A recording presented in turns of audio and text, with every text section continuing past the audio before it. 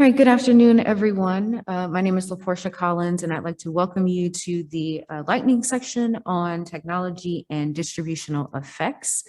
Today, we have several presenters that will be sharing their research with us. So this is a lightning session, so we will have 7 minutes to present, and then 2 to 3 minutes after the presentation for discussion and questions.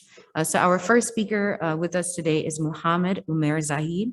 He will be presenting his research on willingness to pay for fuels treatments to reduce risk of forest fire at Lake Tahoe.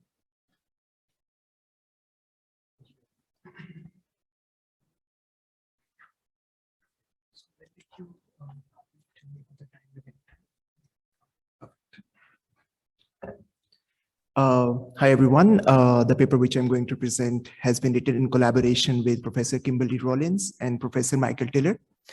The importance of this topic can be gauged from the events of Caldor fire, which happened last year. The fire, which lasted for 67 days, has caused immense destruction in Lake Tahoe region. Some of the statistics are on this slide. Since we have a time constraint, will not be able to explain that in detail. The impact of such a catastrophic fire could have been reduced had there been extensive fuel treatment programs. However, these programs are extremely costly to implement, and that is primarily because of two reasons. Firstly, US has a huge forested region of around 820 acres, a million acres, and to implement such programs on a huge scale, like they need to be, implemented in a very huge scale, not in a limited scale. So therefore, it is very important for the policymakers to need to think very clearly in deciding when and where to invest for such programs. This paper aims to assist policymakers in making such decisions. So we have the following contribution with that regards. Firstly, this paper provides the evaluation with different group of people placed on the fuel treatment programs. Particularly, we are focusing on the residents and the non-residents' willingness to pay. Secondly, this paper identifies subgroups of residents and non-residents with relatively higher willingness to pay. Thirdly, this paper shows how people willingness to pay is sensitive towards different fire risk reduction level. Through this, we want to emphasize the importance of risk reduction ranges in nudging people to take action.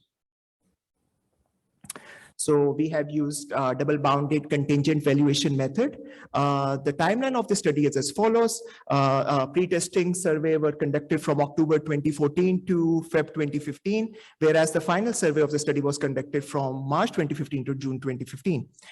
To include the representative sample for both the residents and the non-residents, we purchased the address lists. So we had basically 4 different addresses. So we have the residents in the Lake Tahoe Basin who lives in California and Nevada side. Secondly, we have addresses of the non-residents who live within 4-hour driving distance of urban and rural areas in Nevada side only. So out of total 2,000 surveys, we had the response rate of around 18.6%. And this is how our proportion of total sample across region looks like. So now let's talk about the survey format. The survey was presented in a referendum vote format in which a hypothetical program was presented to a group of respondents. So basically the program was that in order to reduce wildfire risk from A to B%, forest needs to be thinned every year. 10,000 acre of forest needs to be thinned every year for 10 years. So once we provide them with the program, we ask them the willingness to pay questions. The question would be like this: would the respondent will be willing to pay X dollars every year for the 10 years? So there will be a follow-up question based on this question. It will be a same question with but with a different bid amount. I cannot go into detail how double-bounded method worked because of the time constraint. We can discuss that later. So now let's talk about what do you mean by the X dollars. So basically X dollars are the bid amount that we generated during the pre-testing phase. So we had 7 such bid amounts from $5 to $200. And the risk reduction scenarios are the different treatments you can think as a treatments that we randomly assigned to the respondents. So we had 5 such treatments given here. So now let's talk about the summary statistics. So the average age of our respondents were 57, with 34% of them were female, and most of them were having the college degrees. 64% of the respondents were the residents at the Lake Tahoe region. So in the previous slide, I talked about that we randomly assigned the different treatments. So this is how we assigned them. Like, for example, 38% of the respondents were given the wildfire risk reduction scenario of 76% to 64%. Now, also some important stats that we have used in our research as well. 81% of the residents have changed their home structure to avoid wildfire, while 31% of the non-residents have made changes to their travel plans because of the risk of wildfire in the Lake Tahoe region. Now let's talk about the marginal effects on the referendum vote. As expected, when the payment amount is high, people willingness to pay is low. Age and gender does not have any impact does not have any significant impact, whereas years of education, household income, and residential status at the Lake Tahoe region have positive impact on the referendum vote. Similarly, if someone has been affected by the wildfire, the residents can be affected if they have made changes to their home structure. Non-residents, in case of they have changed their travel plans, then they are more likely to say yes to the referendum vote. Lastly, we found that people's willingness to pay is sensitive towards risk level. So basically here we have two results: higher the starting risk reduction level, and bigger the risk reduction range, there will be higher people's willingness to say yes to referendum vote. Now I'm going to present the actual willingness to pay that we have calculated.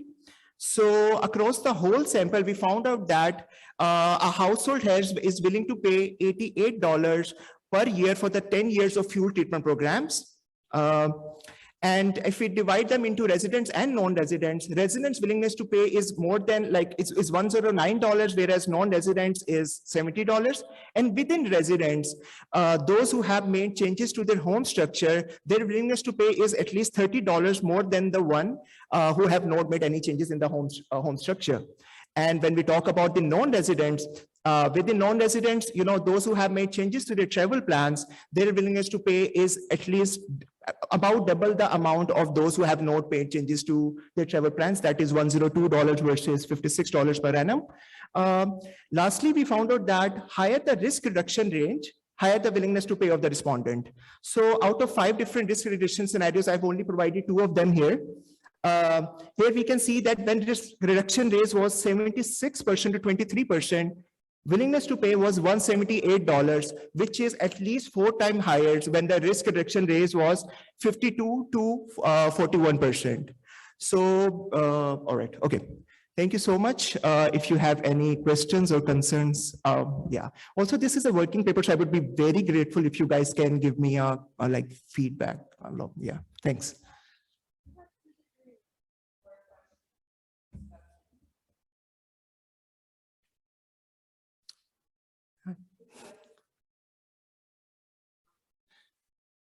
So basically what we have found out that there are 3 different, types of people that we need to target if we want to, raise the fuel treatment program. So these are the residents, and within residents, we found that those who have made changes to their home structure. The second type of people are the one who have made changes to their travel plans. These are the non-residents one. Secondly, we would ideally want our risk or fuel treatment program to be in large scale, because when you are saying that the fuel fire risk reduction range is very the gap between the reduction range is high, that means people are more willing to pay. So if we say that if we are doing this program for 10 years or 20 years, and the fire risk reduction will go from 72% to 23%, they're more likely to pay for it. So the bigger the range, the bigger people willingness to pay will be. So yeah, this one. Please.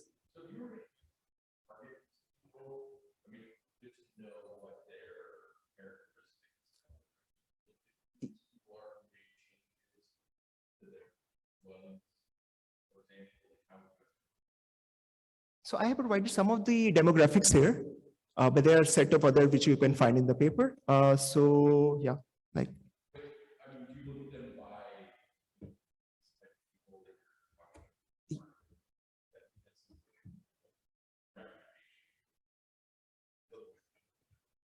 Sorry? Oh, okay, so you're saying, okay, further if I go into the resident and see what type of people they are going to ask.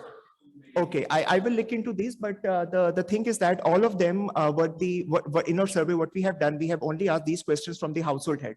So usually they are of higher age and those things, but again, it's a good point if I segregate them and see, I'll look into it. Any other question, comments?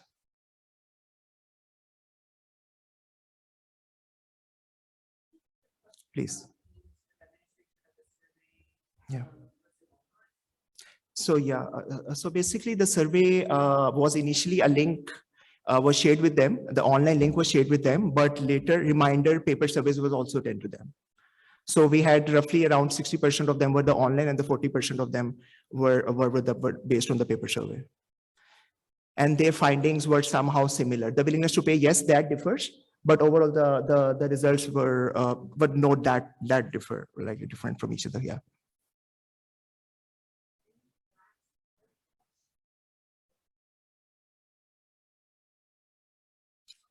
All right, thanks.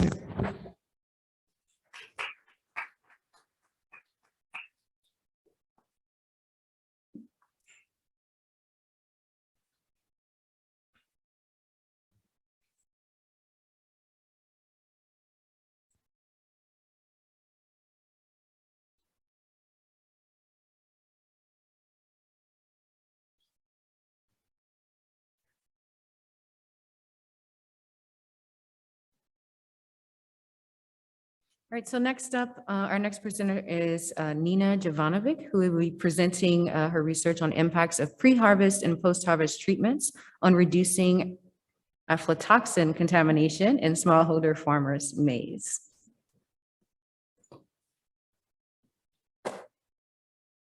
Thank you for the introduction. So just like Laportia said, I'm Nina, and you can see the title of the work that I will be presenting. So aflatoxins are highly toxic substances that are produced by fungi that live in the soil, and just like any other fungi, they love hot and humid conditions in which they thrive. They contaminate the crops while the crops are still in the field pre-harvest, but also post-harvest during drying and storage.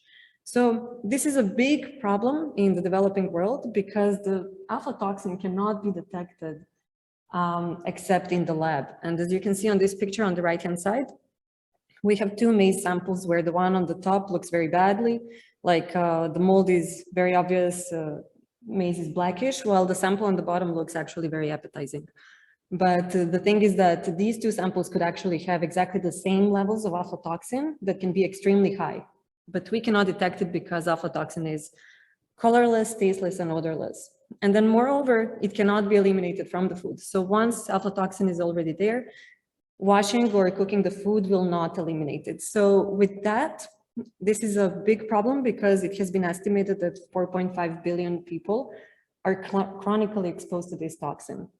And chronic exposure leads to a range of diseases, including cancers, immune suppression, and then stunting in children as well, which are just some of them to mention. And now that we know what, where, how, and why is this a problem, we can understand that we have to prevent aflatoxin contamination because that's the only way, right, to reduce the exposure to it. With this in mind, we designed and conducted a randomized control trial that included 240 villages in upper eastern Kenya, in Meru and Tharaka Nithi counties that were identified as aflatoxin hotspots. And the distribution of villages was, as you can see in this chart, we had a control group, the first treatment group, or that we called AflaSafe, received this new technology that's called AflaSafe. It's basically a sorghum seed that's coated in good fungus that competes with aflatoxin producing fungi in the field. And you can see on the right-hand side, well, I don't know if you can see it, but the picture is showing how AflaSafe looks when it's applied and distributed in the field. And it's done like while the crop is still in the field while it's growing. So this is a pre-harvest technology. The second treatment group received a tarp that had a dual purpose. The first one is to act as a barrier between the soil where fungi live and then crop that is drying. and then also to facilitate proper drying before the crops go into storage. And then the third treatment group received both technologies. Data was collected through 3 rounds. The first round was at baseline during planting season in October and November 2021, when we distributed all the inputs and also trained the farmers on aflatoxin and the use of distributed technologies in the treatment groups. And this is when we surveyed all of 1,920 farmers that I mentioned that we included in the study. Then we went back at the harvest time in March and April 2022, where we didn't manage to survey only 8 households, and we collected 1,862 samples that we also tested for aflatoxin. And then lastly, we went to the field during storage time, and we just completed data collection at the end of June 2022. We surveyed 1,809 households, collected 1,332 samples that we again tested for aflatoxin contamination. So the goal was to see if these technologies that we distributed have the effect both in harvest and storage or in just one of these 2 time periods. Our main contribution is that we build on the limited evidence of effectiveness of AflaSafe when it's used by smallholder farmers and in the absence of market incentives. The previous research has shown that AflaSafe can be effective at reducing aflatoxin contamination in controlled field trials. AflaSafe is a technology that's a bit complicated to use. So we wanted to see if smallholder farmers will actually be able to use it well as well. And then the second contribution is that we studied the complementarity between pre-harvest and post-harvest inputs, where our post-harvest input, the TARP, has already been found to be cost-effective and effective at reducing aflatoxin in maize. Today, I will be only showing the results for the intention to treat. So our estimation is very straightforward given our study design. On the left-hand side, we have a dummy variable that's equal to 1 if the sample was not safe for for consumption. That is, if the levels were above 10 parts per billion, which is a Kenyan regulatory limit for food safety when it comes to maize. And then on the right-hand side, we had our treatment variables and the household level characteristics that were not balanced at baseline. We also cluster our standard areas at the village level. Our results from the ITT show that the farmers who were randomly assigned to be in the AflaSafe or AflaSafe and TARP group, actually being assigned to these groups led to a lower probability of having samples above 10 parts per billion by 5 percentage points. And we see this result for maize samples that were collected at harvest time. For the samples that were collected in storage, we see this effect only for the farmers that were assigned to the AflaSafe group. We don't see any effect on being randomly assigned to the TARP group, especially at harvest, because I mean, it was not expected since the TARP is a post-harvest technology.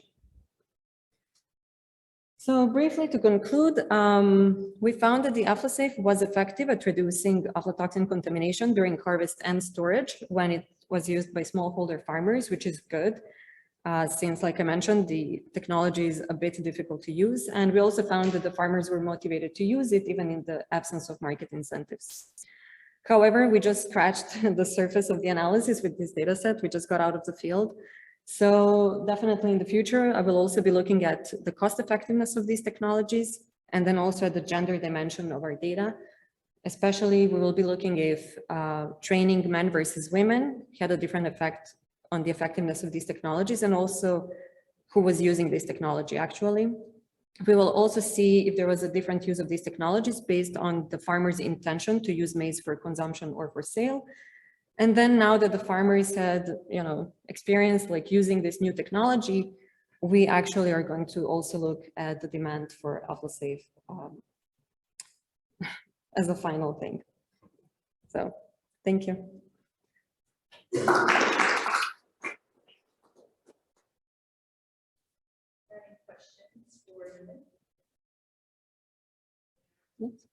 Yes, I was wondering, are consumers aware of this problem? Yes, I think Kenya is one of the countries that had a lot of outbreaks of aflatoxin. So the awareness of aflatoxin is actually very high. In our sample, it was around 90%, which I think it's very big. But then again, both consumers and producers, I mean, everybody knows about aflatoxin in Kenya, especially because maize is their staple crop. So do you think consumers would pay for, like, let's say, a certificate that something is free from it? Well, I think that's definitely a subject of future and then ongoing research. That's what we are trying to figure out. Well, not me, but like colleagues who are working on this topic are trying to understand if labeling maize as safe from aflatoxin. Actually, if you can have some price premium for the producers. But I think, I mean, there should be something done about that. Other questions? Yes. Yeah, and you'll get to this when you do the cost benefit or the cost effectiveness, but how big of an impact is that? Yes, I mean, that's a valid point. I think it's still a big impact because previous studies that worked with AlphaSafe didn't actually find much of the effectiveness because, like I said, the technology is very difficult to use.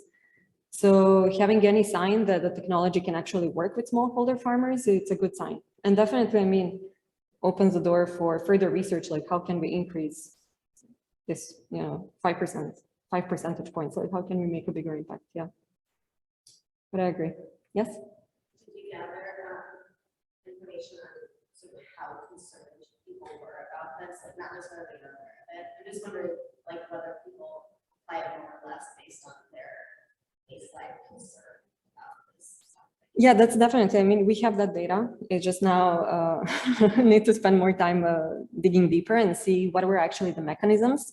Like if some people applied, why did they apply it? And then even if they applied, did they apply it properly?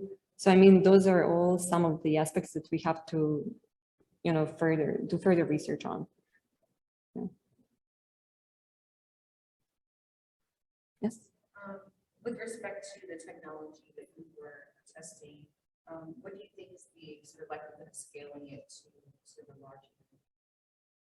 That's a good question. I mean, with regards to tarps, I think all farmers are familiar with drying their maize on some kind of surface, but the tarp that we use was actually food safety certified. So it means that it's durable over several seasons. I think the tarp is definitely more scalable because farmers are in general familiar with it. And then the quality of the tarp we gave them, they really liked it. In terms of AflaSafe, it's a novel technology, right? It's not readily available in the markets. But that's also something that we want to work on with looking at the demand. So we did collect information about the willingness to pay for AflaSafe after, at the end of the data collection, so during storage survey.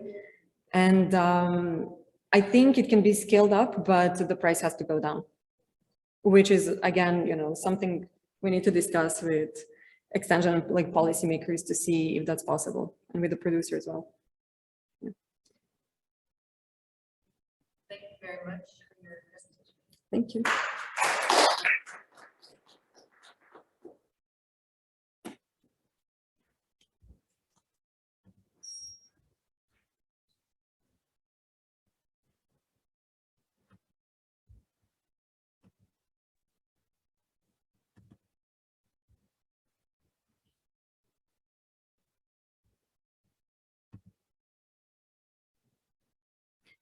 Our next presenter is David Stiefel from Lafayette College, and he will be presenting research on solar irrigation in Nepal, equity in energy access, and implications for fossil fuel use.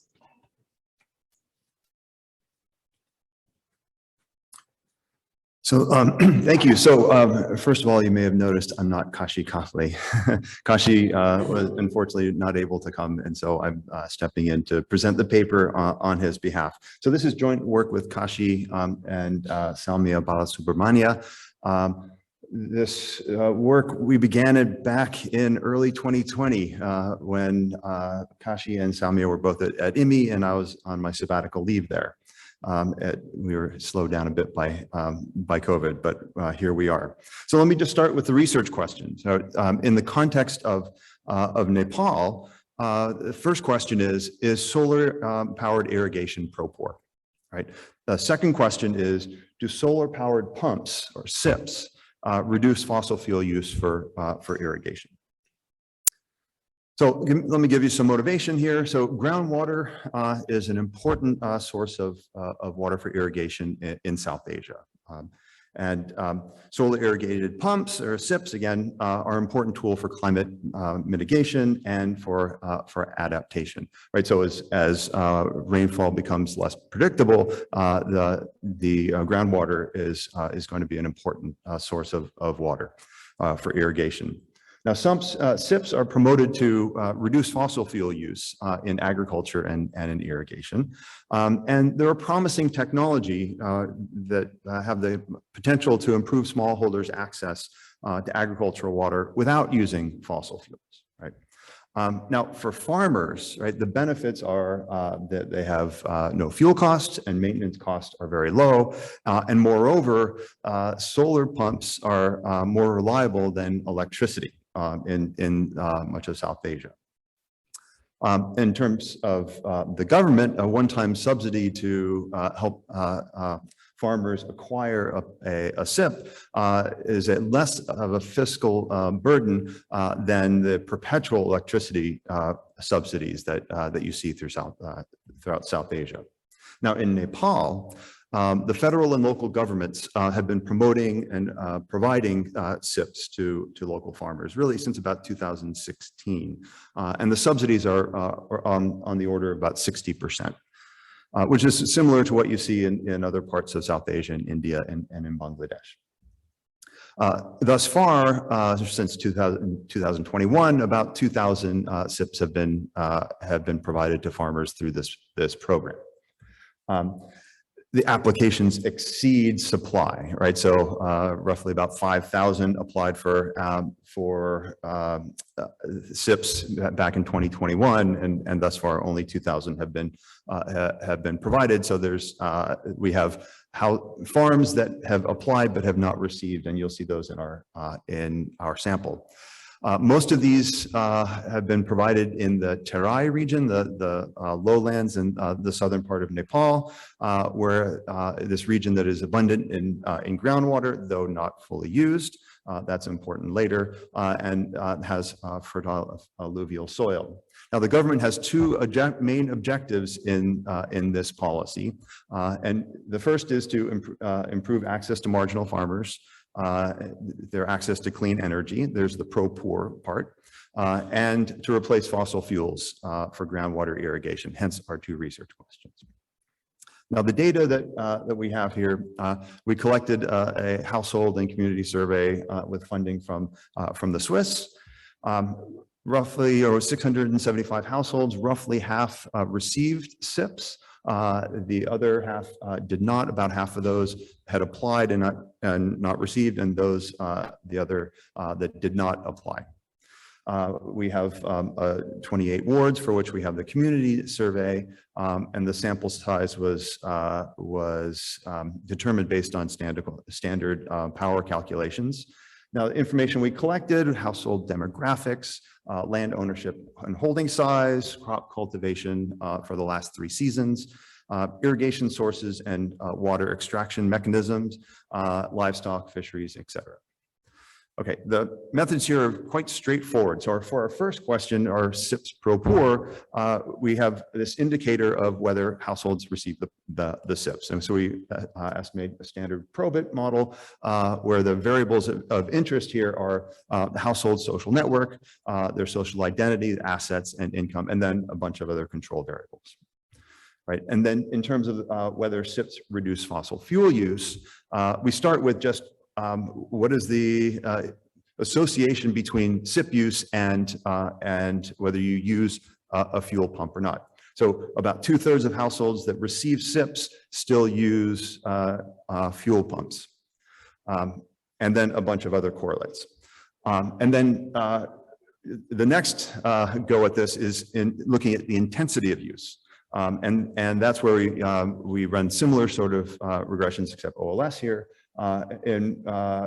for the hours of fuel pump use. And just a note here, right, that our focus here is on the correlates, that the estimates are not necessarily causal. So let me just jump right to our pro-poor question.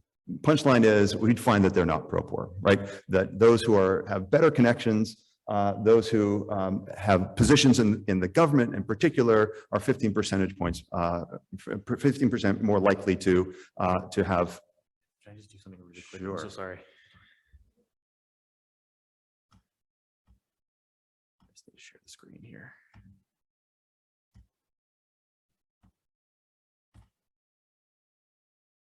There you go.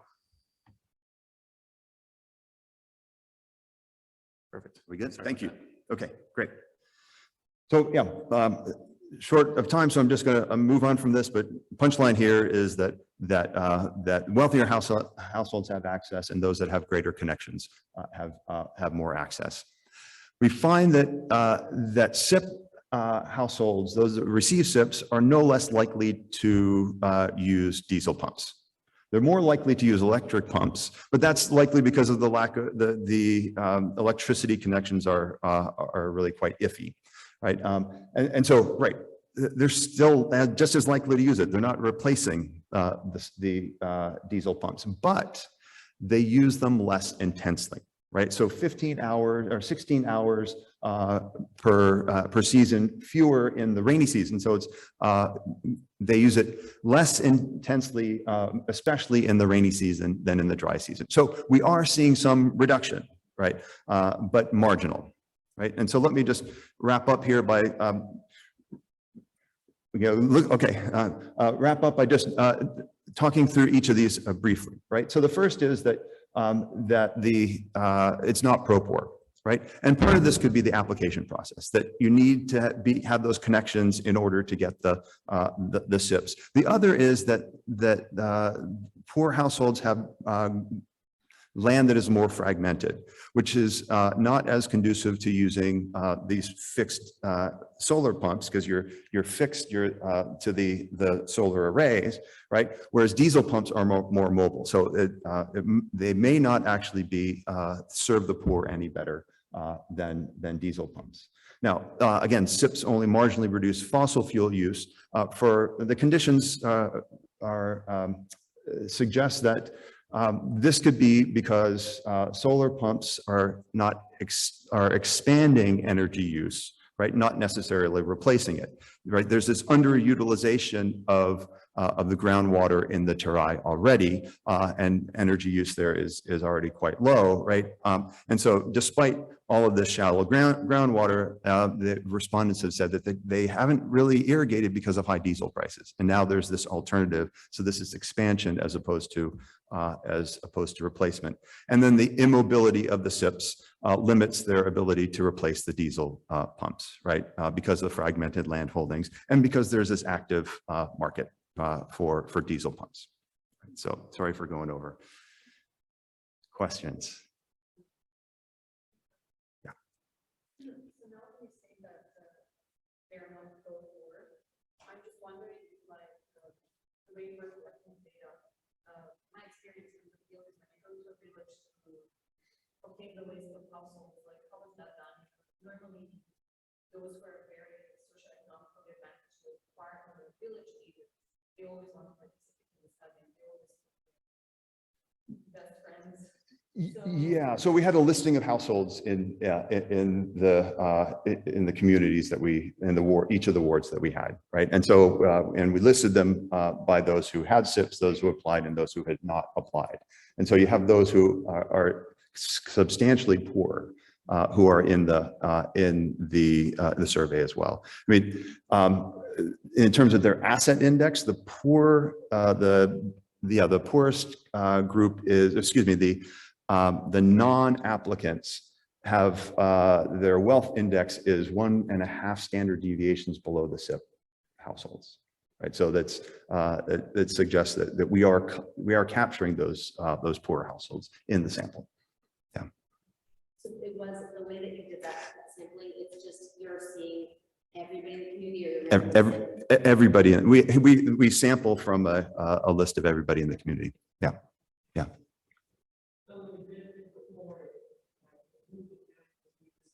I'm sorry.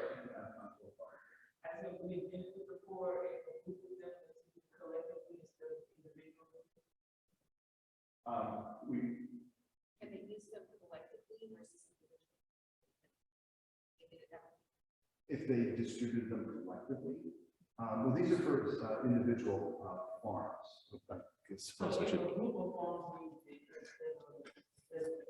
Yeah, right. So the issue here is that it's hard to use them as a group of farmers because of the immobility of the SIPs, right? You're tied to the solar arrays, right? And that's why the diesel pumps are more helpful for groups of farmers, right? Now I understand your question. Thanks. Anything else? Yeah, Leah. I think it's really interesting about not being for people less likely to get it, and of course not shocking. Yeah. Yes. Do you know if that, could you look at that and then look at other sorts of technological things and see if it was a similar disparity, or Yeah. these because we see that for so many technologies, right? So Yeah. is it these particularly the solar pumps more than say a tractor or a traction animal, Yeah.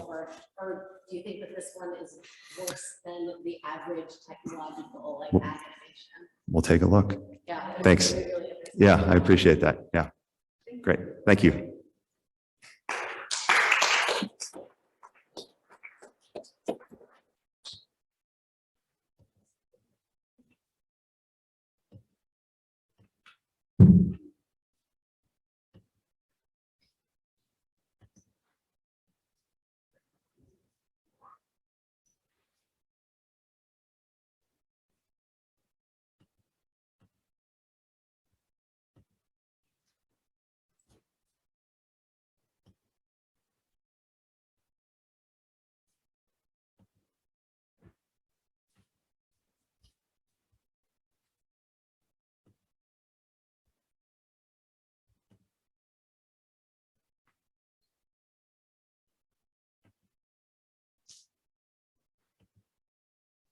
A few steps there. So our next presenter is Constantine Gilnet, who will be presenting research on mobile money adoption in Kenya, the role of mobile money agents. Thank you very much for the introduction. I'm going to jump right into it. Now, in 2005, our study region, Kenya, might have looked something like this, where the red dots here represent banks. And if you now imagine a farmer in the north of Kenya who is in urgent need of some cash, maybe after a disaster has struck, asking her family for help. Now, the family had basically two options: either send money to the nearest bank, which might be here and is far away and costly to reach for the farmer, or send money by bus, which is also costly and rather unsafe. Now, today, Kenya has become the vanguard for mobile money and thereby offers an additional option for sending money to this farmer, as mobile money allows phone users to deposit, transfer, and withdraw money without the need for a bank account. All our farmer needs is to have a mobile phone and to sign up for a mobile money account, which you can do at one of these black dots here, which are mobile money agents. The nearest agent to our farmer is here, might look something like this. At this agent, our farmer can also transfer the e-money that was sent to her mobile phone back into cash and thereby smooth her consumption. Now, next to consumption smoothing, mobile money was also found to have other welfare increasing effects, such as the reduction of poverty. And you can imagine, given these effects, there are quite a few studies which look into the adoption of mobile money, finding that it depends on socioeconomics and demographics, regulation, but also the agent network. And these studies mostly look at the proximity between a household and the nearest agent, and thereby treat agents as homogeneous, as these black dots might suggest. But agents are, of course, not homogeneous, and we believe this might matter. And I think this is the first study to ask, does agent heterogeneity affect mobile money adoption? For instance, imagine our farmer goes to this yellow painted shop over here and asks whether she can open a mobile money account. In 58% of the cases, this is not going to be an issue. In 42% of the cases, her wish may not be granted. And we believe that this difference might matter. And we hypothesize that people are more likely to adopt mobile money when nearby agents offer account opening services. Furthermore, our agent now wants to transfer the e-money back into cash, but agents are far from being guaranteed to always be able or willing to transfer e-money into cash. In fact, we can see that only 47% of agents claim to never run out of cash. The majority runs out of cash at least occasionally. 8% even run out of cash every day. Now, if you imagine that agents around you run out of cash every day, mobile money might be less useful to you. And we therefore hypothesize that people are more likely to adopt mobile money when nearby agents manage their liquidity well. Lastly, about 90% of agents in Kenya have received training, albeit by different means. And part of their training encompasses understanding mobile money from the consumer's perspective, and thereby enabling agents potentially to better assist during the adoption process. We therefore hypothesize that people are more likely to adopt mobile money when nearby agents have been trained. And especially people who have low education or no formal education might therefore particularly benefit from agent training during the adoption process. Now, to analyze our data, we have hypothesis. We have two data sets. One is the census of all mobile money agents in Kenya, and we combine this with a nationally representative household survey. Here, the red dots, also from Kenya, both conducted in 2015. Now, if we zoom into Kenya, we might see something like this, where we have two households surrounded by a couple of agents. And for both of the households, we want to understand, does the household currently have a mobile money account and what it depends on? Previous literature tells us it probably depends on socioeconomics and sublocation effects, sociodemographics. And now we also want to control for agent characteristics. And we can assume that households want to decrease the transaction cost of visiting an agent and therefore visit the agent nearest to them. So we control for the characteristics of the nearest agents. For our hypothesis that agent training has a stronger effect on mobile money adoption for those without any formal education, we also have a separate model with this interaction effect here. Now, with our model specification up there, we can see, especially for household 2, that there might be an issue because the transaction costs between the nearest and second nearest and third nearest agent and so on are marginal and therefore not be decisive potentially in which agent to visit. And we therefore try an alternative specification in which we express agent characteristics in terms of probabilities by averaging the characteristics of the 10 nearest agents around the household. Now, to our results, we find strong support for the hypothesis that people are more likely to adopt mobile money when nearby agents offer account opening services throughout both model specifications. We do not find any support for the hypothesis that liquidity management matters. And the reason here might be that people simply do not know the liquidity management of agents before they adopt mobile money. So it might still matter for mobile money usage, but it does not seem to matter for mobile money adoption.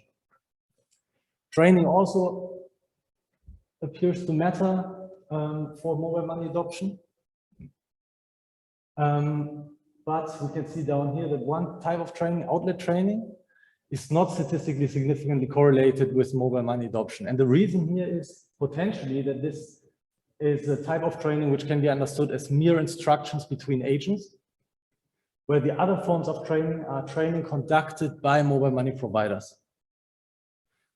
And lastly, looking at second differences, we find support for the hypothesis that the effect of training on mobile money adoption is stronger for people without any formal education, with a difference here of 7 percentage points. So to conclude, we can say that probably some agent characteristics appear to matter for mobile money adoption. For instance, increasing the share of agents who offer account opening services from 59% could increase mobile money adoption. And also increasing the share of agents who were trained by mobile money providers could also increase mobile money adoption, especially for people who have no formal education. And as previous literature tells us, thereby increase their welfare and decrease poverty. Thank you.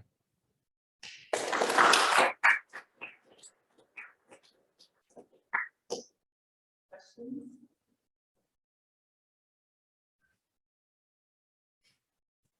Can you talk a little bit about the time span? So in terms of the time period that the respondents had access to the mobile money services, so how long was that available to them? You mean the time span the surveys were conducted?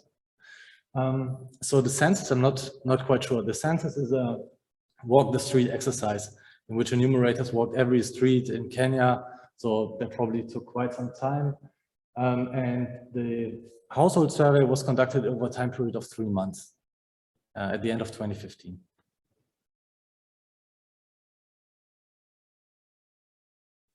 How difficult is it to look at like money stalls to become To become an agent? Yeah, that's a good point. So you need to fulfill certain criteria. For instance, you need to have a computer. You need to have, I think, 1,000, approximately 1,000 USD in cash already available when you want to become a mobile money agent. That is one of the reasons why you find fewer mobile money agents in rural areas. Yeah. Why do you think the agents run out of cash? Is it really because of lack of training, or is there some kind of cash money distribution? Yeah. So, yeah, so running out of cash, one problem is you're too far away from a bank or an ATM, so you cannot restock. And the other problem is that, well, when they say they run out of cash, that's not the only reason you don't provide cash. So many agents, it's a commission-based enterprise. So if someone wants to have, say, $200 from an agent, and the agent gives out $200, he might not have the opportunity for any further business during the day. So they claim they have no cash, even though they still have it, because the small transaction give relatively more commission than large transactions. Yeah. But also running out of cash is a signal that there is more outflow of cash from the agents. So the community where they are running out of cash may actually be more for the communities where agents don't run out of cash. Great. Yeah. So there could be an issue of reverse causality here, that where the demand is higher, agents run more often out of cash. We try to check that a little bit in our study. We know how many withdrawals are at an agent, and we find no correlation between the number of withdrawals and the probability that an agent runs out of cash. And just like, if you could please clarify, like, what does opening an account mean? Is that because if it's a visa, to have an account, it's actually, you just have to have a Safaricom number, and you just have to register. Exactly. Yeah. Right, so that's account opening. That's account opening, yeah.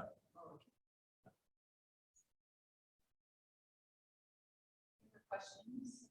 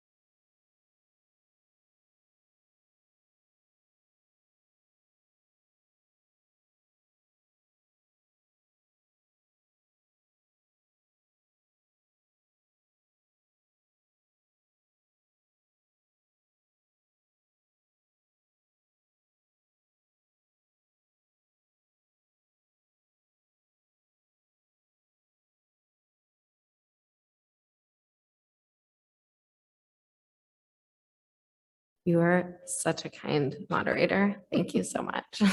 Switch this over for you. Please.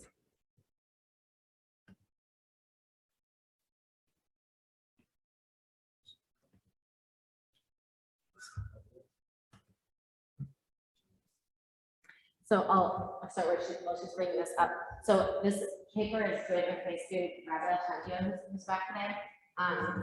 And it had some significant heavy lifting data help from David J. Nagy, who is at the Intergande Institute for Development Research. He's awesome. I really hope he and I actually started a different paper with this data, and then we started a separate thing, and I'm hoping eventually I'll like drag him back to be part of this paper too, but at the moment he's not.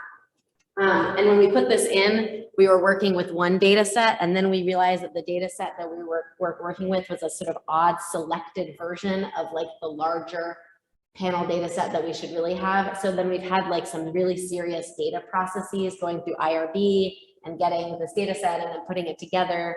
And as I'll show you, it's from quite a while back.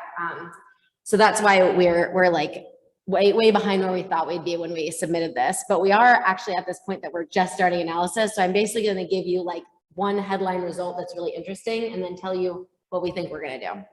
So as a background, the green revolution, which you guys have almost certainly all heard of on a global level, was the paired introduction of high yielding crop varieties, primarily rice and wheat, in Asia and Latin America, usually in combination with increased fertilizer and increased irrigation and other sort of increased mechanization over time. So the early period is thought of as the 1961 to 1980. The late period is thought of as like 1980 onwards-ish, not entirely sure when it finishes, but we'll call it like 2000. And this is really not particularly relevant to what I'm going to show you, but I think it's interesting. Like this was a real response to a need for higher yielding varieties and greater food supply in the Philippines and India, governments that like asked the Rockefeller Foundation to develop these. So there was a real need, but it was also sort of a political thing. So the term green revolution is actually comes from the director of USAID in 1968, who was basically saying like, we don't really want people to become communists in this sort of like white revolution or red revolution style. So what we need to do is like increase food supply so people don't have a reason to seek out these other forms of governance. So it has this sort of interesting political background. And there's recently been a rollout of papers that have been looking at a global scale at the impacts of high yielding varieties using this new global data set of high yielding variety rollout. And so they found that the green revolution increased yields, increased the intensification of agriculture as well as expansion of agriculture into new lands, lowered grain prices in many places, decreased mortality and fertility rates, increased life expectancy, decreased populations, increased GDP per capita. This is sort of in different areas, right? But commonly these things. And then also one of the papers find increased non-agricultural labor productivity after time, which would speak to this sort of classic story where, you know, if you allow some exit of labor from agriculture because you have more intensive agriculture, then labor can go and be productive in non-ag areas. In India, high-yielding varieties were introduced in 1965, mostly rice and wheat again, and uptake was really influenced by aquifers. So you can see rice and wheat HYVs increasing over time, and then this work cereals increasing like, you know, at a lower rate.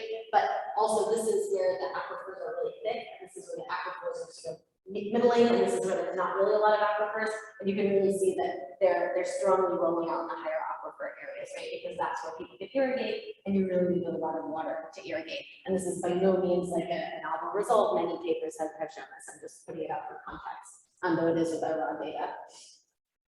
Foster and Rosenzweig, in a really famous 1996 paper that many of you may be familiar with, found that yields increase and also returns to schooling and returns to irrigation increase. So if you have these sort of other capital, these other types of capital that help with the HYV production, then those other capitals become more valuable as HYV is rolled out in India. A recent paper showed that adoption seemed to also reduce infant mortality, particularly for lower caste, younger, less educated women, primarily in rural areas, and more for boys than girls. So far that all sounds really good. And I think in general, if you read the literature on high yielding varieties or the green revolution, it's a lot of really positive stories, and that is definitely the case. Many really good things happen.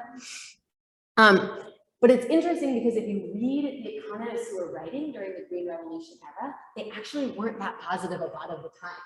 So for instance, Gus Gupta in a 1977 paper says that smaller farmers are failing to adopt high yielding varieties because of these institutional bottlenecks. Other papers, and everything I'm going to say here, there's like many papers saying all these things. I'm just picking like one per quote, but I could have put like a long list of authors. Other people have found that wasn't the case, and it really tended to depend. They were all working with these small data sets. It depended if they were working in this area of India or this in 1960s or 1970s. Another author found that small farmers were adopting in the area that he was looking at, but they were taking out more credit than the larger ones in order to adopt high yielding varieties. So putting them maybe at a little bit more risk for a bad year. Frost and Rosenzweig found that profit gains depended on irrigation and education, as I sort of said earlier, and maybe because of this adoption dynamics or because of the profit dynamics, right? Sort of the step into HYVs or the use of HYVs once adopted, there was a lot of concern that HYVs were reversing the inverse size productivity relationship, so that previous to HYVs, smaller farmers had been more productive than larger farmers per capita, but that was no longer going to be the case in this post-HYV world. And there was implications for ag laborers too, possibly for the overall rural land wealth distribution. So there was people who were saying that ag wages are rising, and then other people said no, like as mechanization falls out, in fact, ag wages are going down. And then, I love this, I put the whole quote because I think it's really good. There's a growing effort by landlords to acquire more land and convert their tenants into hired laborers in order to reduce their costs, because it's cheaper to pay an ag laborer by the hour than to have a sharecropper as a tenant. And then people were saying things like HYVs are driving increased skewedness in the distribution of land and farming assets, or just increased skewness sort of in income.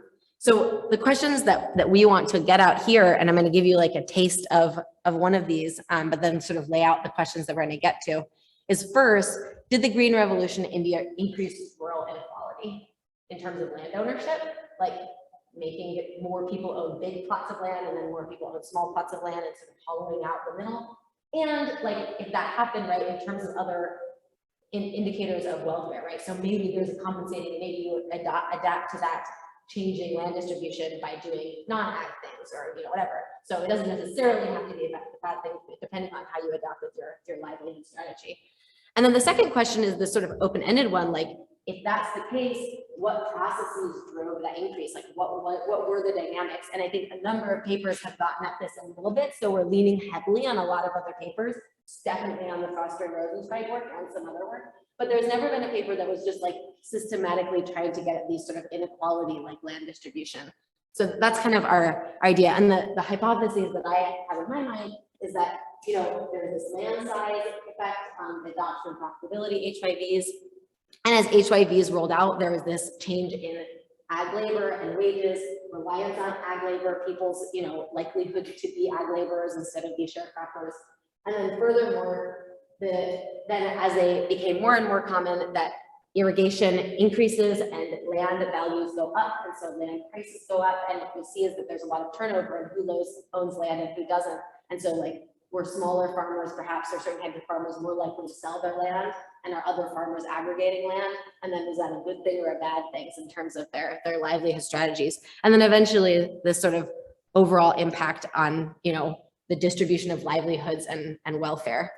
So I'll skip the bit about data. And this is the one key result that we have that I think is really interesting is that when HYVs rolled out, this is using district level data with these 1960 districts tracked over time. You can see that the acreage to large farms is increasing, the acreage to small farms is increasing, and the acreage to the medium-sized farmers is going down. And so it looks like as HYVs rolled out in India, there was in fact this sort of like divergence, so a more and more inequality in the way that the land was owned percentage-wise. And then we also have some preliminary results for these processes, but that's all we just got this data set clean basically. So that's all stuff that we're sort of working on now. That's it. Any questions? So can you talk a little bit about land tenure, the nature of land tenure and land ownership in India, and how that might impact sort of what you find with respect to equality? Yeah. And in fact, I'll talk about that and I'll talk about the data problem associated with it. So what we see in the 1960s, we have a data set for 1971, sorry, 1980, 82, and 1999, this panel of household level surveys called the ERA spreads that Foster and Roach and Zweig sort of gathered at that time. And what you can see is that there's a lot of people who are leasing or sharecropping or sharecropping. And then a lot of people who own their own land, and people are leasing inland, and then other people who have a bunch of land are leasing that land out. And then sometimes people don't own land at all, but they're just totally leasing land. But what happened that I recently realized this, I'm sure like huge numbers of Indian economists could have told me this from the start, but what we realized over time was that we didn't really see in the data a lot of people leasing or renting in and out. And I looked back at the literature, and what happened in the early 1960s in India is that they were trying to move people away from like sort of predatory land leasing systems. And so like all states, but in different ways, states were bringing in these policies to try to reduce like predatory sharecropping systems. And in a lot of states, it actually became illegal for you to lease your land at all, but then it was always happening, even though it was illegal. And so people didn't want to say in these surveys that they were doing it. So I think there was a huge amount more leasing, renting, and sharecropping than we see in the data. And it's disappointing because that's actually something I really wanted to get at, how those things changed. And I think like maybe we'll be able to do a little bit, but the data on that is really bad. And I strongly suspect it's because there was all these new state regulations rolling out. And so people didn't want to say in the survey, like what they were actually doing in terms of their leasing shareholding situations, because it was like risky to talk about. It's really unfortunate. Any other questions? Thank you so much. No problem.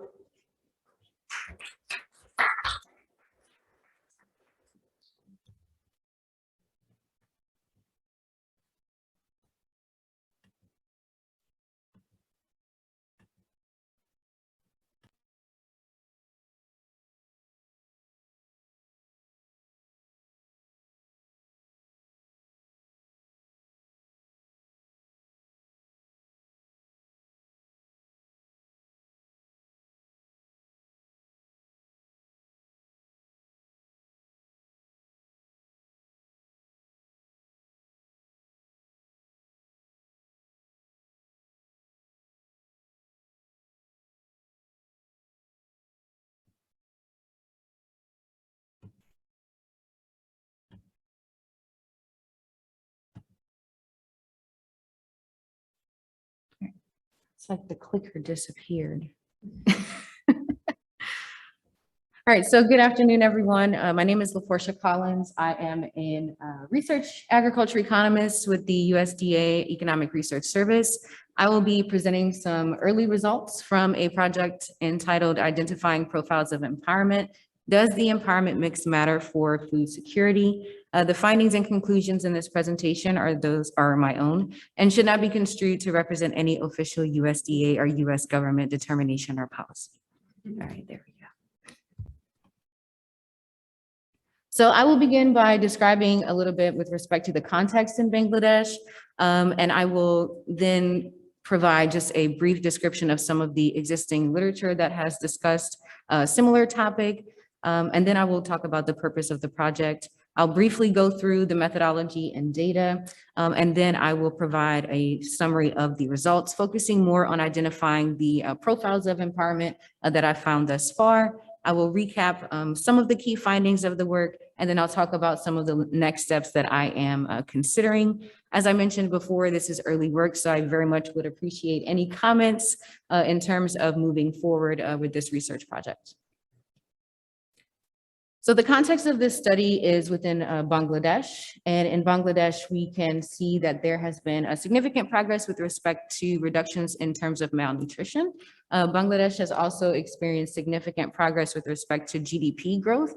It has experienced about 6% GDP growth over the last 5 years.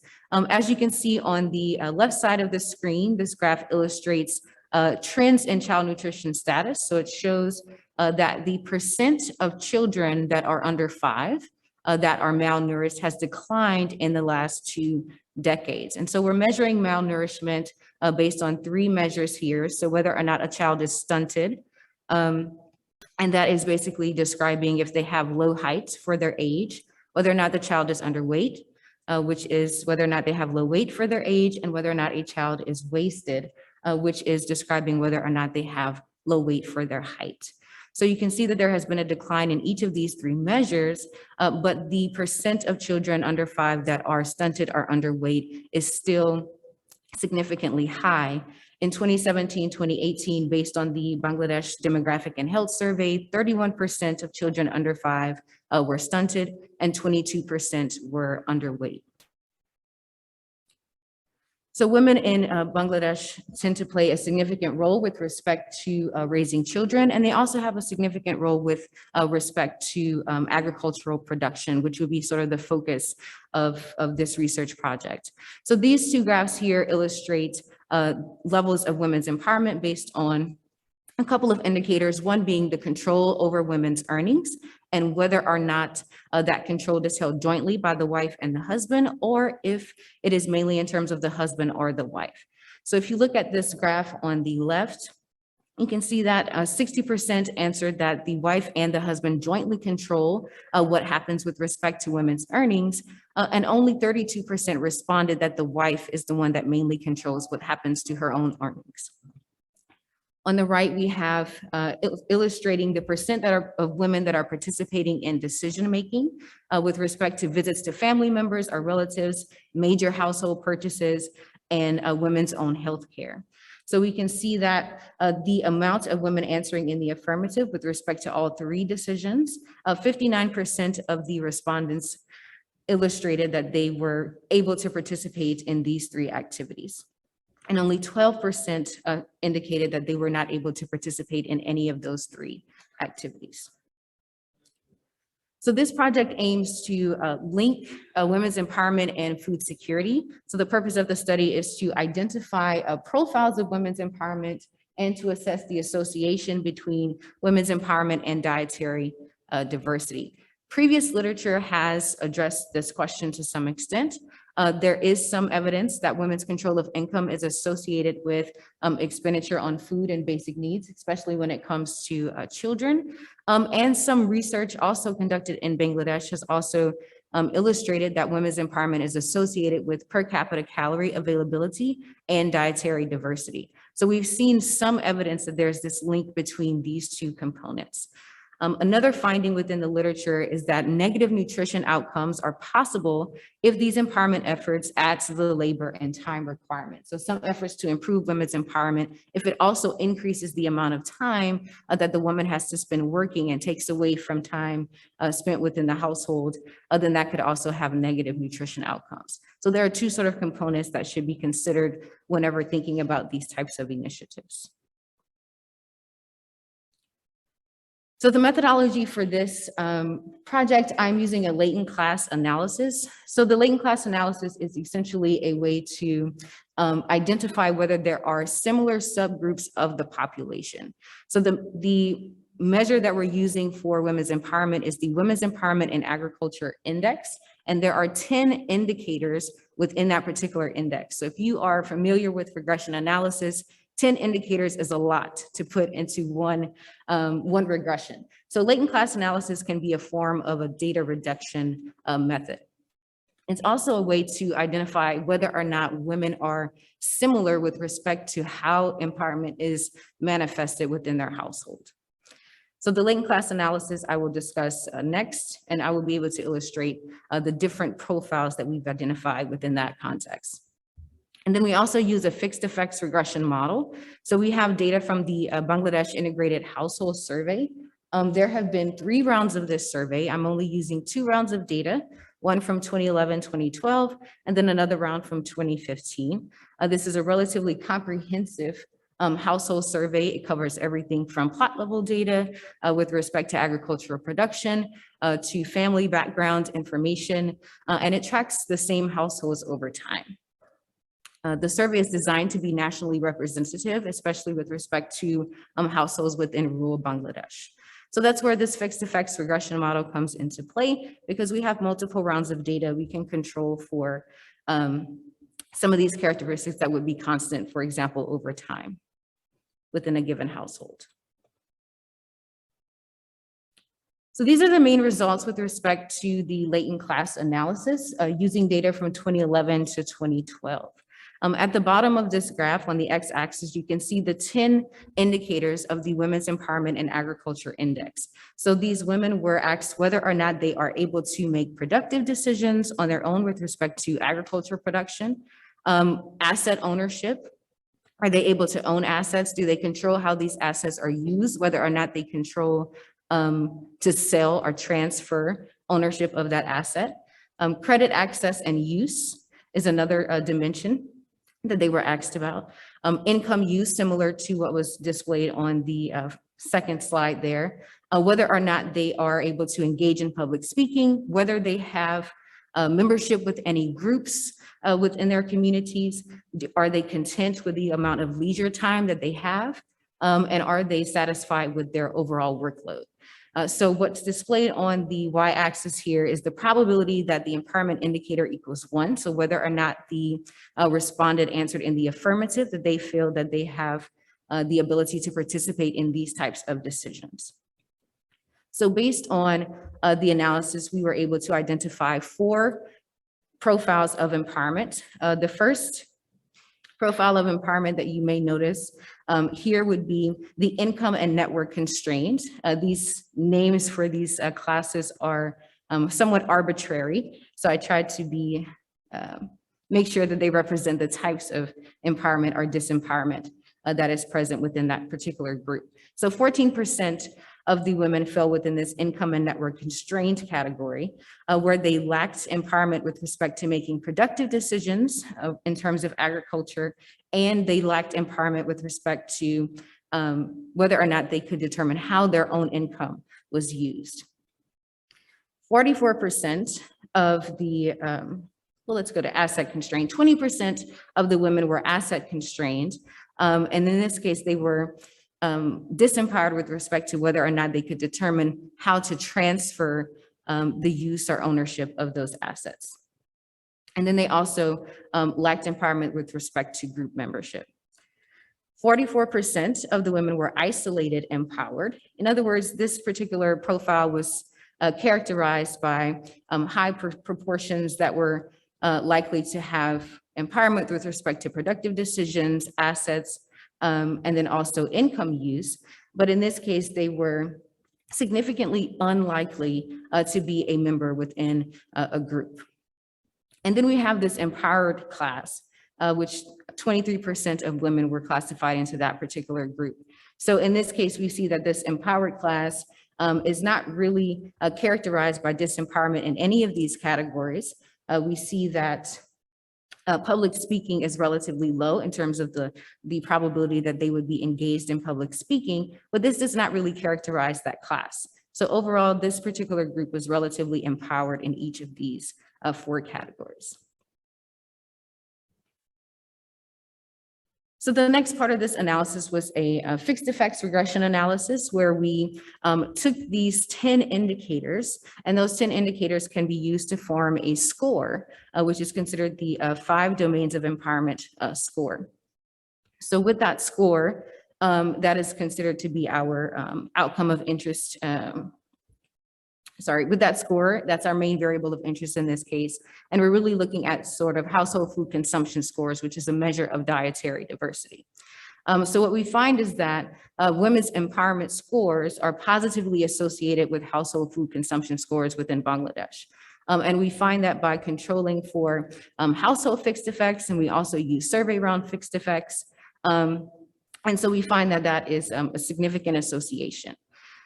In the second column, we add some additional empowerment controls. So one of the sort of limitations of the Women's Empowerment Index is that it does not necessarily account for things like access to media, whether or not they could visit their family and friends in a different village, or if they have experienced some sort of physical or verbal abuse. So we added in some additional empowerment controls in this second specification, and we still find that the women's empowerment with respect to agriculture is positively associated to household food consumption scores or dietary diversity.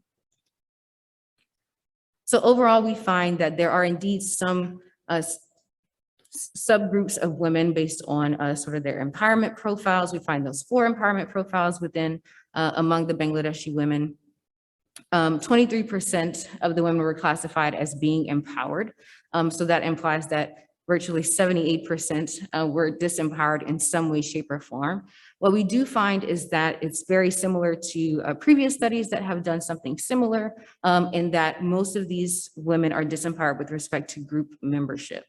So that is a significant area of concern within Bangladesh.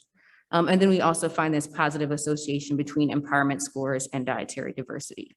So the next steps for this project would be to determine whether or not we can use those latent class profiles within sort of this fixed effects model to see if there are specific profiles of empowerment that are more conducive to food security, at least with respect to dietary diversity. And there are some other food security measures that we can explore as well. The other issue would be, of course, endogeneity issues with respect to dietary diversity and the empowerment indicators. So we could explore some of the family background variables that are available within that data set to try to mitigate those biases as well. Thank you.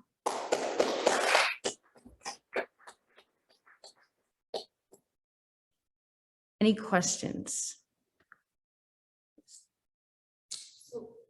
Have you looked at how much the empowerment answers for women change over time? Like how much variation you have across women versus how much variation you have across time within a single woman? That's a very interesting question. So when I looked at this from 2015, so for the regression analysis, I wanted to use the initial level of empowerment, which is what I showed you. But in 2015, we find that empowerment has improved in Bangladesh just between those 2 rounds. And so we see that there's only 2 empowerment classes that can be identified with the 2015 data. So there is some transitioning into more empowered classes that's taking place. Yeah, I think my concern with the fixed effects, like if there wasn't a lot of change, like it just feels very likely to just be measurement error, right? Like Exactly. basically picking up on measurement error or picking up on like measurement error in women's responses or changes in the way that the survey was conducted across the 2, you know. But if there really was a change, I think like that would be something, if you're going to use the fixed effects model, I would really want to tease out that change and sort of talk about like the way that change happened, for which women did you see change, which women did you not? Yes. To sort of have a feel for like, what is that identifying variation? Like, why would they change? Like, which type of women? Right. Because I feel like I need like a mental model for how women empowerment is changing and why that would influence Exactly. households. Yes, definitely understand. So there has definitely been some changes, even within the empowerment scores that I put into that fixed effects model. There were some significant changes there as well over time. Yeah. Yes. So with this index, both men and women are being interviewed, right? Yes. So were you able to see, I mean,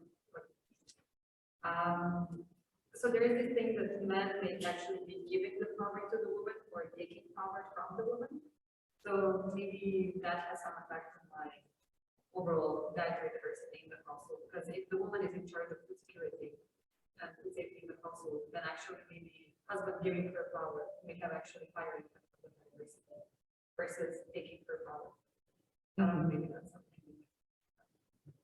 Thank you. That's a good idea. Something to explore for sure. Yes. So is this principal component analysis? Or is the principal It's component- similar to a principal component analysis, but it's a little bit different. Okay. And you define them for each year or So for these latent classes, I have defined them from each year. There is a way to sort of pull the results from both years and develop just one set of classes. right, and then that would allow for the variation over time. Yes, yes, yes. Because I think I found the latent class analysis interesting, like it seemed fairly systematic, and then going to that general index, I was like, like we have all this like fun different classes, like where are they? But if They're you were to coming say like a woman moved from this class into this other class, and the other thing that we see about these types of women is they often got divorced, or they often had a kid, these are the things that are Right. driving women to move from this class to this class, then it would be that sort of. The model. hard part is how to go from that latent class to sort of the regression, because there is a sense of prediction there, right? So I'm going to classify you into your most likely class, right? No, I So have there's that. I know what you mean. but I when think you just pull use the it- one they're most probable, right? Like that's what you do. It's like it's just like whatever's the higher connect, Yes, and yes, then pin the transition over time also. right. So if I do the transition analysis, then I would be able to say, okay, they moved from, say, the income and network constrained class to just an asset constrained class. Yeah. And what impact does that have? Yeah. On, yes, Yeah, I think that would be interesting. you're giving me more work, but it's good. It's good. Other questions? Awesome. All right. Well, thank you all for attending. I believe I was the last presenter for this session, so we're ending a bit early.